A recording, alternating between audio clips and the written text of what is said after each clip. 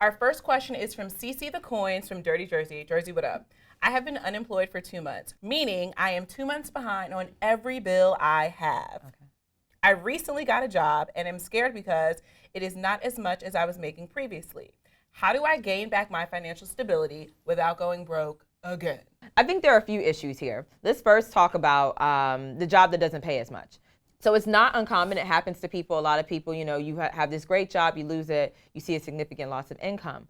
One of the things that you can do is find ways to reduce your overhead. So if you are getting, manicures or pedicures on a weekly basis or whatever it may be that is somewhat frivolous, cut back on that until you catch up on your bills.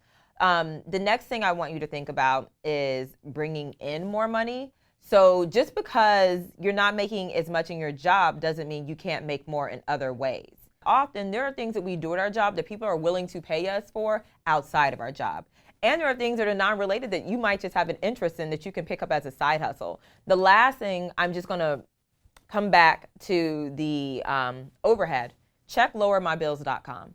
They're not sponsoring this, but lowermybills.com is a great website. You can plug in all your bills, and then they will do the work to find out if there are ways that you can cut back or the ways that the bills can be reduced, and they will negotiate that reduction for you, and you save money. Like, it's a win-win situation. Get your money, Cece. Do it for Jersey. For Jersey. So our next question is from Georgia, who is from Atlanta, Georgia. If there are things that can be done to help a child be financially stable by 18, what would those things be? Ooh. Good question. I'm glad they think the children are the future. They are. They're thinking about that. That's good. The first one is to remember that you are role modeling. So it doesn't matter if you tell them to be smart with money if you're not being smart with money. That's the first thing. So make sure that you are setting a good financial example by showing them how to handle money when they get money, showing them how to properly save. If they consistently see you in a financial crisis, they might detest it, but they might not know any other way. So you want to make sure that you're setting a good financial example and being open and talking to them about money.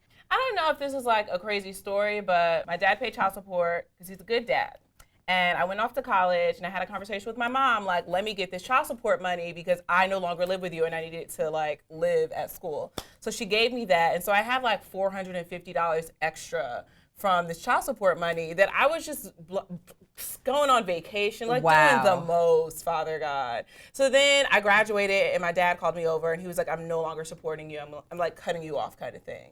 And I just kind of like had an attack. It was real ignorant, but after that, I really learned how to be financially responsible with my own money because I was no longer being sponsored by a parent.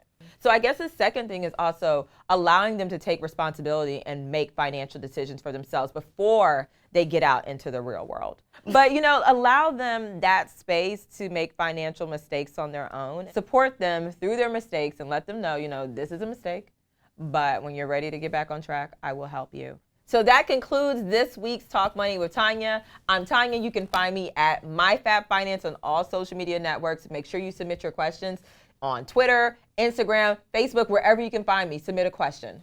And I'm Nicole Soul, and you can find me on the gram at Nicole Soul TV or on my website, Nicole Soul TV. And remember, it's not it. It's just NicoleSoul.com. And remember, this is nothing without your questions. Like, if we don't get your questions, it's a drought, and we're just not going to have a Talk Money with Tonya that week. So make sure you submit your questions. We are out. Bye. So I got a question about Sally Mae, though. Can we do our outro first, sorry. though?